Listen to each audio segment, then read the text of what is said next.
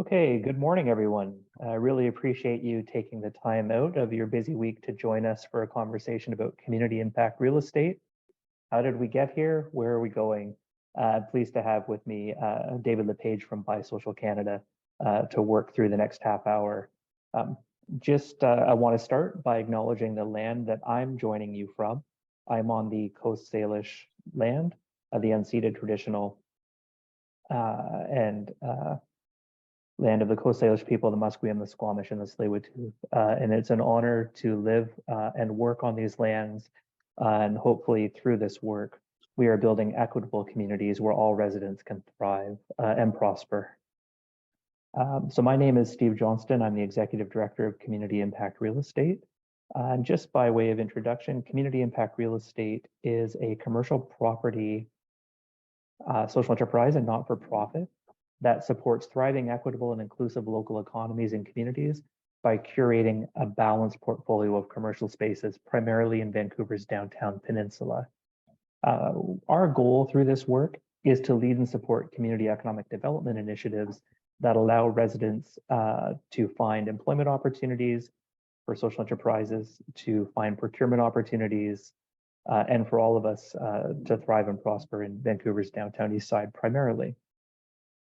Community impact real estate as a portfolio of space is currently comprised of approximately 50 units, or just a hair under 100,000 square feet of commercial real estate space. And pleased to say that we are full and that we have a wait list of roughly 30 to 40 organizations currently looking for space. And I just say that to show the depth of need for commercial real estate space, affordable space in community, and where we currently are at. So like I said, I'm pleased to have David LePage from Social Canada here with us this morning. And really, I want to ask David, as one of the key actors in launching CIRES, can you talk a little bit about where CIRES came from, the ideas behind it, the initiatives, the energy that led to where we are now? Well, that's a complex story, actually, Steve. It's kind of fascinating. If I go on beyond our half hour, just call me on it. I will. Okay. So I think we have to actually go back to the early 2000s when there was a lot of discussion in the downtown east side around community economic development and what were the components that was going to take to help really create opportunities for community members, especially low-income community members.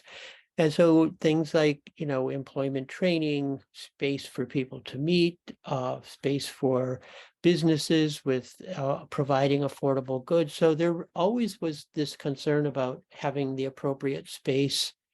And also because a strong community has this mix of nonprofits, has services, but also has small businesses. And the community always thrived, when you think about, Chinatown, Strathcona, downtown east side, Oppenheimer Park area, has always historically been a lot of small businesses. And so the business improvement associations. And then over from 2000 to 2007, when a few things started to happen. One was more and more gentrification because the community just had affordable buildings and developers were coming in and saying, this is the last space. And all of a sudden there were condos going up and expensive condos and pressures on housing, pressures on small businesses. And then as the Olympics were coming in 2010, the province figured out we better clean some of the images of the downtown east side up a bit. And they went and they bought like 15 single room occupancy hotels. And if people aren't familiar with those buildings, they were built maybe 100 years ago. There were mostly loggers and miners and others who came to town periodically. They are single room occupancy hotels with commercial space on the bottom. So oftentimes it was a pub or a grocery store or a community amenity on the bottom. And so when they evolved over the last 30 years into more of almost like quasi-social housing because it was affordable. In 2008, the province bought a number of them and then renovated them and transferred them from private ownership to social housing. So all of a sudden we had these SROs that were now being managed by nonprofit organizations for the residents above. And after, I don't know, maybe 2012, 2013, in conversations with staff at BC Housing, they were like, well, yeah, but it's working up above. We've got the social housing, but we've got this like scattering of commercial properties. Some of them, like East Van Roasters, was renting below the Rainier because someone from PHS had approached BC Housing and said, we need space for our social enterprise. Oh, use that. Others had, you know, like the Savoy Pub had been there for what, maybe 120 years as a privately operated leased pub. So there was this whole mix. And so BC Housing basically asked me as someone who worked in the community around social enterprises, was there the potential of creating a social enterprise to manage that, not as 50 units, but as a portfolio that could really create value? And what could the value be that we could create? So working quite closely with Shane Ramsey, who was the CEO at the time, and Craig Crawford, who was the COO, we kind of looked at what was in that potential portfolio and what was the balance between existing commercial leases, existing nonprofit and social enterprise leases, and how could we create a portfolio? But at the same time, we wanted to make sure that we weren't going to create something that wasn't part of a community effort. So there was a lot of stakeholder engagement with different partners in the downtown east side around, would this help fulfill needs that they were seeing? So talking to some of the housing providers, talking to some of the people working in social enterprise, some of the Indigenous and the arts groups, like, is space still an issue? And space kept coming up as like, wow, this is a challenge. So we put together and then created a nonprofit society that could hold the leases and hold the agreement. And then I would say I have to thank Sheila Avani, who is a lawyer we worked with. Sheila and I spent a lot of time negotiating because this was not something that everyone at BC Housing said, oh, right, let's do this. It was really like, why are we doing this? How are we doing it? These were like, I don't know, how many leases do you have, Steve? 50? Yeah, 50 currently. Yep. So there were 50 different leases, some of them like done off the side of the desk, some, etc.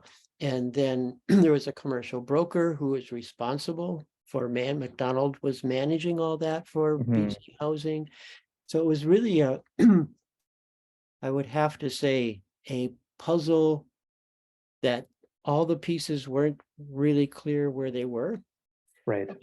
And then we brought it together under one society, signed a master lease so that what we could actually do, and I'd be interested to see here how that's working, is we realized that the commercial leases could remain at commercial levels, but the nonprofit and the social enterprises, if they paid only the operating costs, we could actually make it work because we would still be financially sustainable getting operating costs from nonprofits and social enterprises offset by the commercial leases, which also then could create a pool of funds to reinvest in the community. So it kind of came together. We had a great board of, someone from the city and someone from Van City Community Foundation and someone from BC Housing, keeping the governance really simple because it wasn't about a big engagement project. This is really facilitating access to assets as opposed to being a community engagement model. So we kept the governance very simple. And really about how do we expedite the outcomes. And I don't know how, a couple of years later, this was like 2017, I think, Yep. when we signed the first leases. What is it now? 5 years later, what's going on 6 years later? Well, I'd have to say it's been an incredible journey over the past 5 years. And as a not-for-profit, CIRES is incredibly indebted to yourself and to the visionaries at BC Housing like Craig Crawford and Shane Ramsey that really saw the potential of what these commercial real estate assets could do in a transformative way of driving community economic development in the buildings where they were located. And I'd like to say we've been really true to that vision of simple governance and action and leveraging the value of those leases to create community economic development value. So as I said in the opening, our portfolio is full, the demand for affordable space remains, and we've managed to maintain a balanced portfolio or a very carefully curated portfolio precisely to that point where our market rate paying tenants are supporting space for not-for-profits and social enterprises and other organizations providing social good to the community. One of the things that I think that's been really interesting is how we have leveraged the commercial lease structure to get significant additional value from all of our tenants, and particularly from our market rate paying tenants. And we call that our Schedule B social benefit covenant page, which is an addendum to every lease that works with our tenants to say, great to have you in the portfolio and part of the CIRES family. What else can you do to bring economic development value to your community, immediately to the building in which you're located, and then more broadly to the community in which your business is located? For a lot of our commercial tenants, that means food security. A lot of our folks are in hospitality, restaurants, bakeries, and cafes. And we've worked really closely with them to identify opportunities through their social benefit covenants to provide additional value to community. Because it's a covenant on the lease, they're bound to execute on those deliverables. And I don't mean to say that in a harsh way or in a very legal way, but that we come alongside those tenants to figure out how they can be better actors and participants in their community and provide that additional value. So as an example, we have an Italian restaurant in one of our portfolios, and they provide meal service every 2 weeks to the residents who live in the SRO above, the women. They were ordering their pizza from a Domino's, and they thought, why can't we participate in the restaurants that are in our neighborhoods? We talked to the owner of that particular business, and they said, we'd love to do food provision bi-weekly for the residents in that building. And we said, great, and we'll actually match you dollar for dollar and double the impact of that food provision. We have a small cafe. We spoke to the residents in the building above and said, what would you like to see in terms of benefit from this business? And overwhelmingly, they said, we'd love a space where we feel included, where we can leave our rooms and actually participate in the fabric of our community, which includes the cafes and the coffee culture. We went back to the owner of that business and he said, what a great idea. I can do a voucher program once a week for all the residents above so they can come to the cafe, sit in the space, socialize with their neighbors, and partake of community in a more meaningful and engaged way. And that's just a couple of examples about how our social benefit covenants work. Yeah, I think there's a couple great stories that I remember. I think the Savoy pub was amazing story has been there for a long, long time. And when the lease came up and Sean, who we have to credit, I think we mentioned Sean Schwartz as like an amazing bringing this together. And Sean started to talk about the lease and what were the benefits, and to find out that this leaseholder running a pub in the community had 15 employees who all lived in the community, primarily Indigenous residents, who, and he flowed with the community. He, everything from, celebrations to, memorials, and it really, I think, reflected what we were trying to do. And so to be able to maintain that kind of opportunity, I think this is where that shift in the gentrification pressures. I mean, something like the Savoy and some of the others, that Italian restaurant and the others, if they were pushed out, the impact is not just the space. Right. It's the That community. It's exactly. And I think it's interesting to talk about the job creation through the social benefit covenant aspect of our leasing program. Right now, 77% of the portfolio is committing additional CED value to community. We have just started really tracking since COVID has wound itself down, about 1.6 million in community economic development through social benefit covenants since mid 2021. And so far, we've seen 39 residents find employment across 6 of our tenants within the neighborhood. And that's only, really actively running the social benefit covenant program since about mid 2021. So we know as we continue to pursue those goals, we're going to see those numbers continue to rise across the breadth of the portfolio.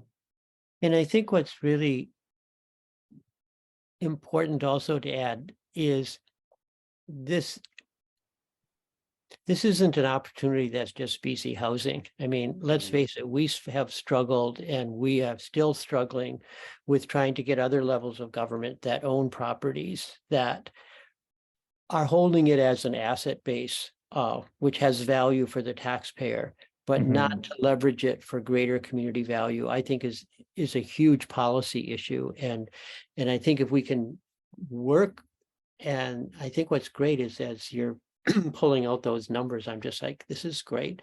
This is the policy shift that we need. We need to show, major landlords in the private sector. We need to show other levels of government, like property is so much more than just the space. Right, exactly. There's an economic multiplier when you deploy these capital assets more effectively. And we think about, I think the city of Vancouver is the largest landowner in the downtown east side. And, we look at what are the opportunities. We think of like 312 and we think of Main and Hastings and we think of all the other buildings. If that was done in some kind of a systemic community development model, I think the policy ramifications and the learnings you're getting out of measuring this is so potentially impactful, not just in this community, but we think of like in other communities where there's like what's going on in that commercial space that either is underutilized or in a community that really could use a lift. I mean, it's the work that the city did around how do we support storefronts, right? Right. And I think 5 years into this project, we now have the data and the success stories and the metrics to back that case, right? To other property owners, whether it's the federal government, the city government, provincial holdings, private holdings. I think it's amazing that one of the things we've done with the portfolio is really work to be a different kind of landlord to our subtenants. And I think COVID has been a really great example of how we've executed on that relationship. I'm really pleased to say that despite the fact that the majority of our for-profit tenants are in the hospitality sector, we didn't lose a single tenant during the COVID experience. And part of that is relationship, and you're investing in the future, because to remove them or not give them a break, what's the long-term impact? And I think that's what really is when the whole purpose of CIRES was not to look at, property management as a month-to-month agreement or a 3-year lease and what can I move? But what's the other value creation? I mean, when we changed that tenant landlord relationship from, sort of like, what can I maximize my profit to how can I reinvest in the community? That was a big gamble. I mean, we clearly were not sure it was going to work, right? It's like, true. And, given the changing nature of Vancouver's downtown peninsula and the downtown east side in particular, I think where CIRES has been particularly effective is building a sense of community that extends beyond the residents that we typically consider as the core constituency of the downtown east side, but identifying opportunity for everyone to participate in community economic development, in community building in this neighborhood. So bringing some of those for-profit businesses into the conversation, they get to see the value of being part of this neighborhood in a different way. and in some very practical ways, in a labor crunch, identifying opportunities to hire locally and find workers. In a procurement manner, to both find opportunities to buy locally, but then as well through community impact real estate's promotion, be identified as a source of procurement for other purchasers. So it's really knitting together the fabric of community in a different way that finds a place for everyone who lives and operates a business in the downtown east side and the peninsula in general. Yeah, it'd be great if you can. I always think about the Rainier building as like the example, right? How it reflects the whole portfolio. Yeah, I mean, the Rainier is a really interesting space. Anchored at the corner with De Beppe Restaurant, a really nice for-profit bistro. Next door is Community Thrift and Vintage, which is a PHS-run social enterprise. And then next door is Nelson the Seagull, which is a for-profit cafe. Tremendous bread that they bake there, really great coffee. And then next door to that is East Van Roasters, which is another coffee roaster chocolate maker that is a social enterprise in support of women who live in the building above. So right there, you have a microcosm of our portfolio writ large: for-profit, nonprofit, for-profit, nonprofit, and all working in the same block, I think in a really harmonious way to support the community in the various ways that they operate their businesses there. And I think when we talk about it, and we always hear about, well, if something's working well, why can't we scale it? What about Potluck and what you were able to do with them, right? Yeah, Potluck, again, a tremendous opportunity for them. They needed to relocate from their location on Hastings Street, and we had a brand new shell space at Gore and Hastings in the Anjoc building. We were able to work with Potluck as well as their bank and their fundraising team to really make sure that they could take advantage of that opportunity, expand and grow their catering company, hire more folks, and do all of that with secured tenureship in a brand new location, custom fit for their needs. Proud to say that Community Impact Real Estate was able to make a really sizable tenant improvement commitment to Potluck that allowed them to buy the equipment they needed, that supported their renovations, and actively supported them in getting into that space through their relocation process. But I think that's where we talked about with the mix in the portfolio, there's the protection of the property from gentrification pressures, but there's also a well-managed portfolio with that blend of 60-40. The 40 commercial actually creates enough value that you can do things like help scale a Potluck or do tenant improvements for a private sector company that would not be in your interests. Precisely. If you were in this for profit only. Yeah, exactly. We're able to keep a non-market tenant investment fund year over year, where we can go above and beyond typical tenant improvement allowances to identify strategic opportunities for business development and capacity building with all of our tenants, particularly our non-market tenants. So for example, East Van Roasters before COVID had an opportunity to participate in the Christmas market, but they needed about $20,000 in new equipment to really capitalize on that opportunity. We did a bit of a business case analysis with them, and they estimated that they would make at least 3 to 4 times money back on that investment, plus grow their market and their net recognition in community. That was a no-brainer for us to say, yeah, we get it. We're happy to give you a grant to purchase that equipment so you can take advantage of that opportunity. And we do that with all of our tenants on a case-by-case basis as those opportunities arise.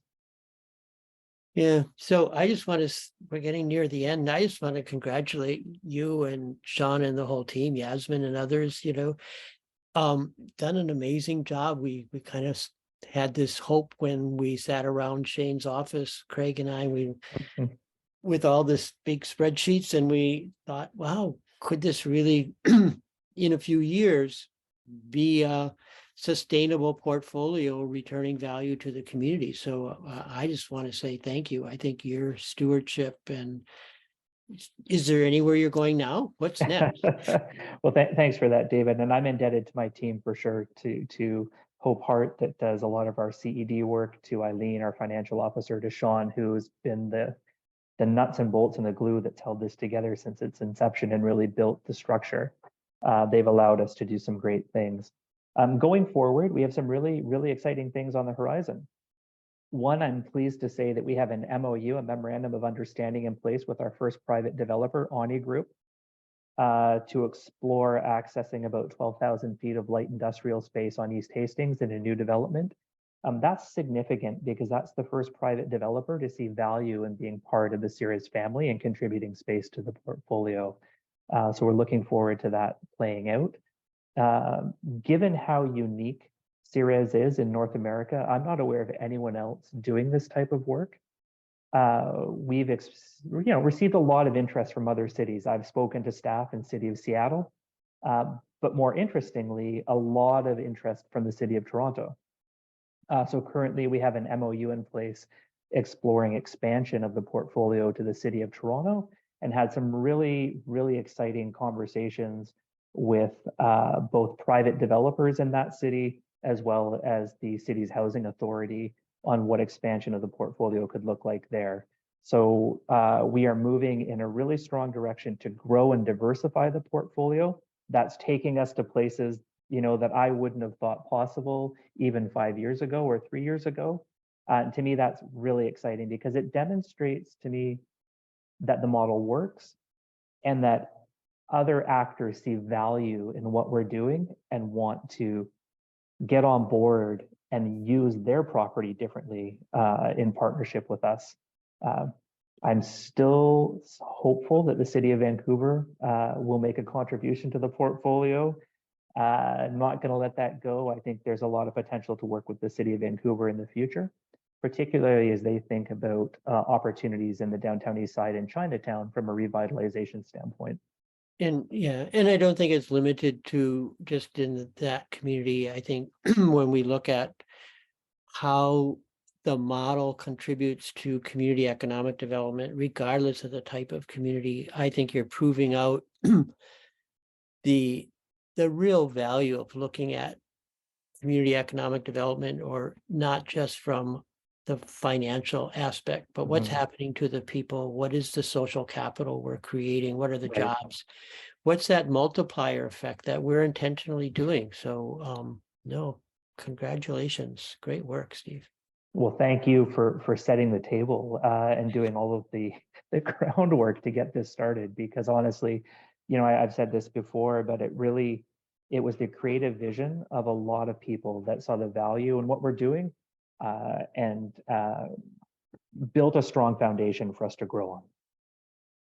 Great. Thanks, Steve. Thanks, everyone, for joining us. This is kind of a fun conversation.